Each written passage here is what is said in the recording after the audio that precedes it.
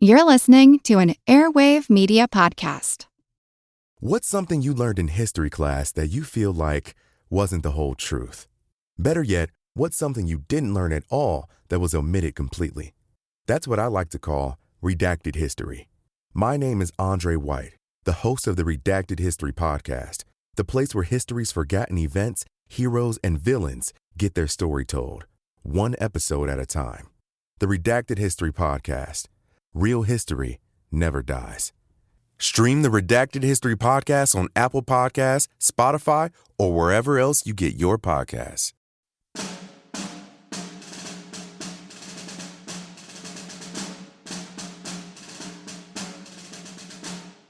Wednesday, June 17th. Started this morning about 10 o'clock and marched the first 3 or 4 miles very rapidly. The weather today excessively hot and straggling commenced very early.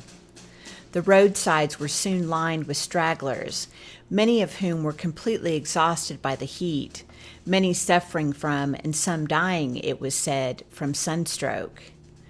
When the brigade made its first halt to rest, it was a mere skeleton of what it was when it started, so many were behind.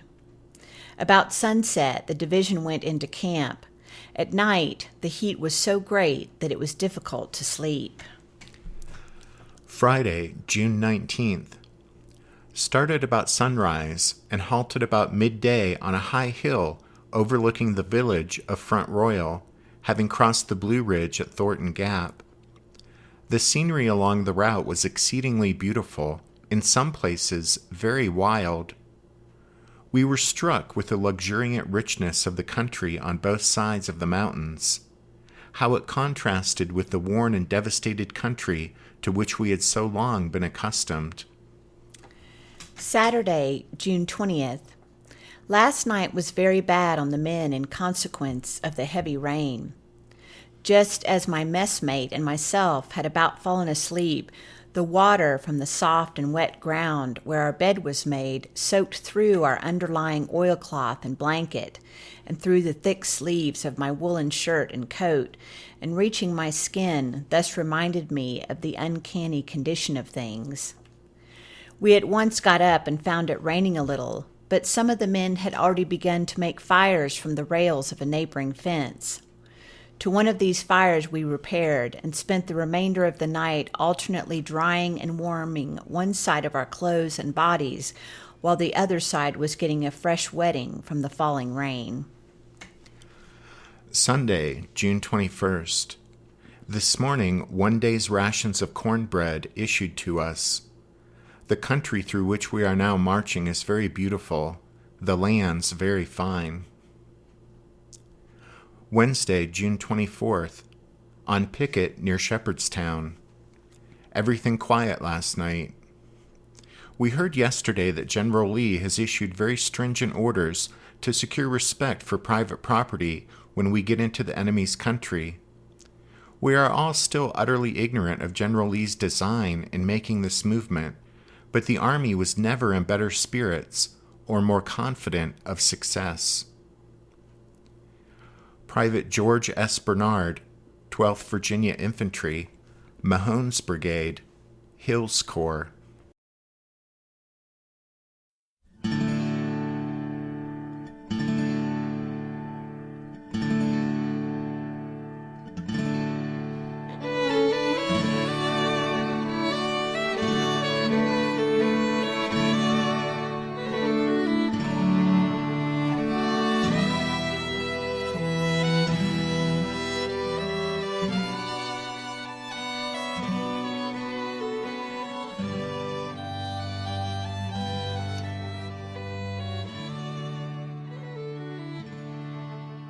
Hey everyone, welcome to episode number 309 of our Civil War podcast. My name is Rich. And I'm Tracy. Hello, y'all. Thanks for tuning into the podcast.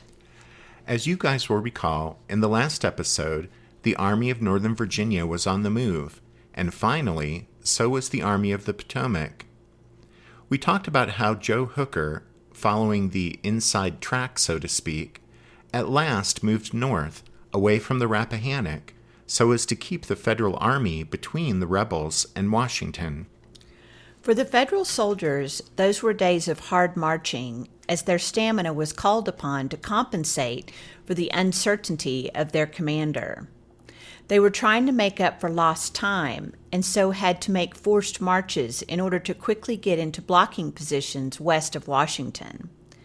An officer in the Iron Brigade noted, quote, "Our army is in a great hurry for something." But after hustling the Army of the Potomac north in order to keep between the rebels and Washington, Hooker then stopped and waited for something to happen. You see, even after the intense cavalry fighting in the Loudoun Valley at Aldie, Middleburg, and Upperville, Robert E. Lee's intentions were still largely a mystery to Hooker. It wasn't clear whether the Confederates would continue northward into Maryland and Pennsylvania, or suddenly turn eastward and lunge toward Washington or Baltimore. Until Hooker had a clearer picture of what Lee was up to, he would have to hold the Federal Army south of the Potomac River in order to protect the capital. Meanwhile, in Washington, Abraham Lincoln wasn't happy that after Hooker had finally started to move the Federal Army, he had stopped and was now simply marking time, waiting for something to happen. Lincoln was frustrated because he wanted Hooker to be more intentional and less reactional. It was obvious to the president that thus far in the new campaign, Robert E. Lee held the strategic initiative, while Hooker had so far done little except react to Lee's moves. Part of the problem was that George Sharp and the Bureau of Military Information were struggling to provide Hooker with a clear picture of what the rebels were up to. In his book, Gettysburg, A Testing of Courage, Noah Andre Trudeau writes that during these days, quote, "George Sharp got very little sleep. The information-gathering network he had created worked best when the Army was at rest. Now that it was on the move, Sharp found his organization struggling to keep up. One of his biggest headaches was Alfred Pleasonton, whose position as cavalry chief also made him a key figure for intelligence gathering. Unfortunately, Pleasonton showed neither any gift for performing this activity nor any skill in assessing the information his troopers brought in, and the often wide discrepancies in his reporting made Sharp's job even more complicated." While Sharp and the BMI struggled to bring light into darkness, Joe Hooker marked time. He had forced marched the Army of the Potomac from the Rappahannock to positions west of Washington, but then for the next 6 days, Hooker kept his army where it was, there below its namesake river, waiting to see what Robert E. Lee would do.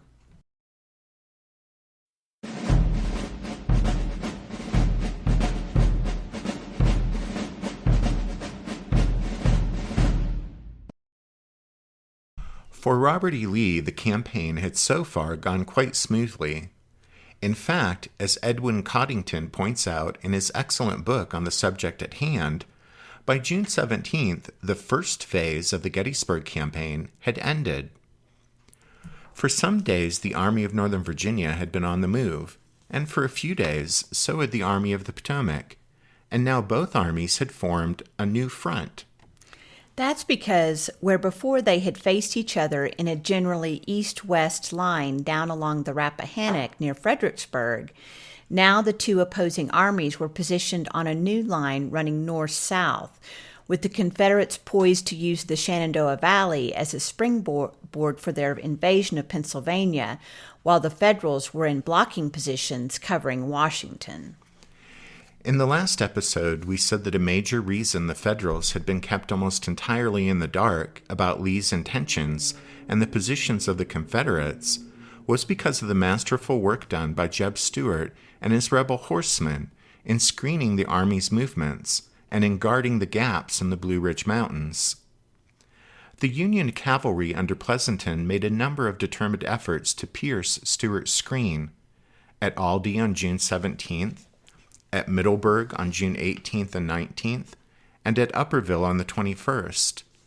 But the Federal horsemen, even after being reinforced by infantry, were unsuccessful in their attempts to pierce Stuart's screen, and so Pleasanton pulled back. That meant by June 22nd, the day after the spirited clash at Upperville, Robert E. Lee felt that matters were well enough in hand that he could begin the next phase of the campaign.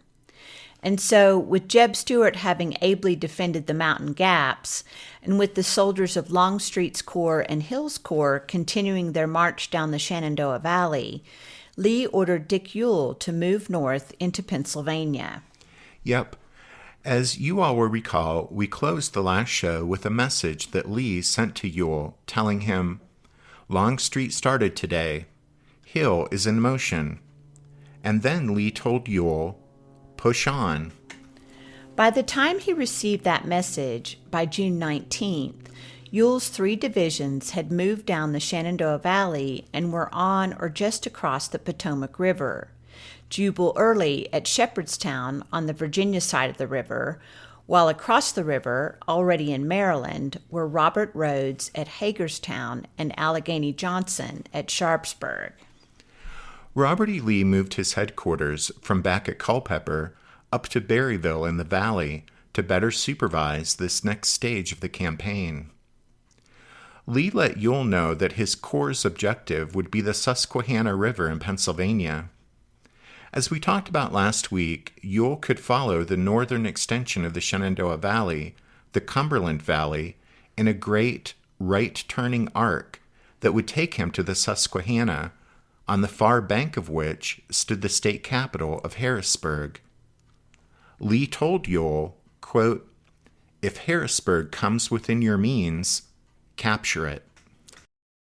As Ewell marched up into Pennsylvania, his right flank would be shielded by the South Mountain Range, the northern extension of Virginia's Blue Ridge Mountains. Using Albert Jenkins' cavalry brigade as his forward screen, Ewell decided Rhodes and Johnson's divisions, together with the Corps wagon trains, would move north by east, up the Cumberland Valley, through Greencastle and Chambersburg and Carlisle, toward Harrisburg. However, Early's division would leave the valley and strike off sharply to the east, passing through the cover of South Mountain at Cashtown Gap, and follow on a straight line from there to York, and then on to the Susquehanna, which he could cross at Wrightsville, turn north, and threaten Harrisburg from behind and below, while upriver, Rhodes and Johnson approached the state capital from the direction of Mechanicsburg. That all might have been a bit difficult to follow without a map in front of you, but what it all boiled down to is that if all went according to plan, while James Longstreet and A.P. Hill moved up into Pennsylvania behind him, Dick Ewell would have the honor of being the first Confederate general to capture a northern state capital during the war.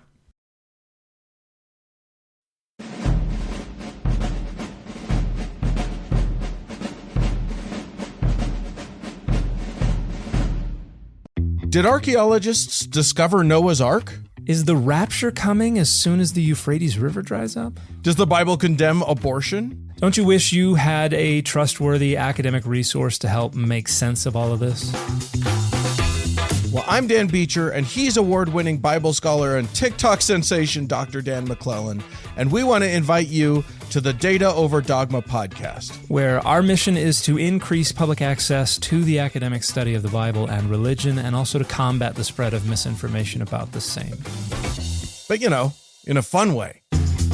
Every week we tackle fascinating topics, we go back to source materials in their original languages, And we interview top scholars in the field. So whether you're a devout believer, or you're just interested in a clear-eyed, deeply informed look at one of the most influential books of all time, we think you're going to love the Data Over Dogma podcast. wherever you subscribe to awesome shows.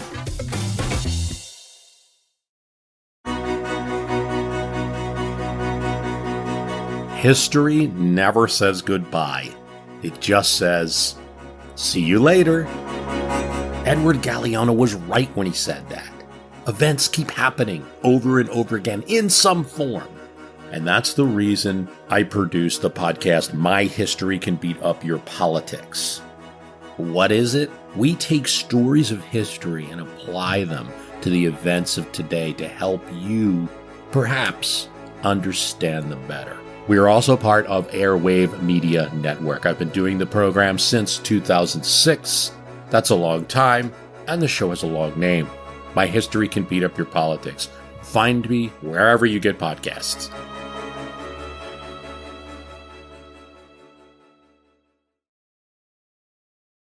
Before we proceed with talking about Ewell pushing on into Pennsylvania, we just wanted to take a few minutes to say a word here about someone who wouldn't be going on, at least not with the rest of the rebel army.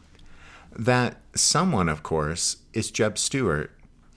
As we said we were going to do, we're currently using some members' episodes over on Patreon to talk about Jeb Stuart's controversial journey to Gettysburg in some detail. So here on the regular shows, we'll just point out that it was the night of June 24th, or actually the early morning hours of June 25th, that Jeb Stuart started his ride. Stuart's fateful ride to Gettysburg has been, and still is, one of the most hotly debated topics of the entire Civil War. The crux of the issue was Stuart's supposed failure to provide Robert E. Lee with crucial information about the enemy's troop movements in the days leading up to the battle at Gettysburg. The guns at Gettysburg would scarcely fall silent before the questions and finger-pointing began. Disappointed Southerners refused to believe the Confederacy's premier field commander, Robert E. Lee, could lose a battle, particularly one as important as Gettysburg. Someone else, they felt sure, must be to blame. Lee's supporters inside and outside the Army began looking for a convenient scapegoat. They quickly found one in Stuart. Jeb Stuart's critics would claim it was the lack of timely and accurate intelligence that had caused Lee to blunder into a battle he did not seek, on ground he did not choose. It was all Stuart's fault, it was said, for going off on an ill-advised ride around the Federal Army when Lee needed him close at hand. But did the celebrated Southern Cavalier disobey Lee's orders by stripping the Army of its quote-unquote eyes and ears? Well, the short answer is no, Stuart didn't disobey orders. As we've already pointed out in the members' episodes, there was actually a certain inevitability in what happened, an inevitability rooted in the command style of Robert E. Lee and the personality of Jeb Stuart. We say that because it may have been Stuart's idea to take 3 of his 5 brigades, cut away from the main body of the Army of Northern Virginia, ride around the Yankees, and then link back up with the Army somewhere in Pennsylvania. But ultimately, Robert E. Lee approved the idea. In his post-war writings, Colonel Edward Porter Alexander, an artillery officer in Longstreet's Corps, made the observation, which it's hard to argue with, that, quote, Stuart made Lee a very unwise proposition, which Lee, more unwisely, entertained, end quote. In one of the members' episodes that we've already done, we asked the question, given the high stakes that were involved in his invasion of Pennsylvania, why did Robert E. Lee let Jeb Stuart ride off away from the Army? And our answer is that, well, Lee shouldn't have let Stuart ride off. And although we're saying that with the benefit of hindsight, we don't think you need the benefit of hindsight to know that Robert E. Lee shouldn't have let Jeb Stuart ride off away from the Army. In this campaign, since his own army would be strung out over long distances during the march up into Pennsylvania, it was vitally important for Lee to know the location of the Federal Army and know when and where the Yankees crossed the Potomac. Lee needed to have this information so that he would know when and where to concentrate his own dispersed army in order to be ready to meet the enemy and give him battle. It's important to understand that in previous campaigns, Lee had already come to place a heavy reliance on Stuart and his cavalry as far as intelligence gathering activities, and Lee had faith in the timeliness and accuracy of Jeb Stuart's reports. Given his reliance on Stuart to provide him with good, reliable information about the enemy, it was simply wrong of Lee to let Stuart go off away from the army. In such a high-stakes operation as the invasion of Pennsylvania, with so much riding on the outcome of the campaign, Robert E. Lee should have done everything in his power to give himself the greatest chance for success. By allowing Stuart to ride off, Lee failed to do this. It's clear that Lee had to anticipate that Stuart would spend several days out of contact with him, even under the best of circumstances. That meant with Stuart's departure in the early morning hours of June 25th, Lee couldn't expect to hear from him again until the 28th or 29th at a minimum. Ultimately, Jeb Stuart's ride was an error in judgment, given that it cost Lee Stuart's services for the most critical week of the campaign. At any rate, as for our story here at this point in this episode, Stuart would spend June 24th preparing and issuing detailed orders to Beverly Robertson. It would be Robertson's and Grumble Jones's brigades of rebel horsemen that stayed behind as Stuart went off on his ride. Stuart was leaving detailed instructions for Robertson because although Grumble Jones was the more competent of the two officers, Robertson, unfortunately, outranked Jones.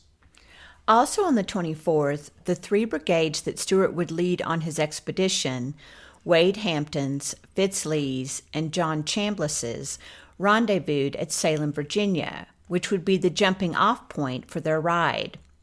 As they set up their camps in the nearby fields, the Confederate cavalrymen were unsure what exactly was about to happen, but they suspected something big was in the offing.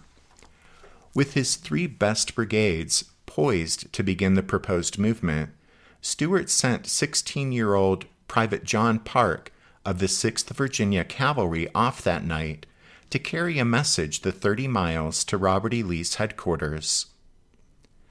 The message Park carried would be the last that Lee would hear from Stuart until the cavalry commander showed up at Gettysburg on July 2nd.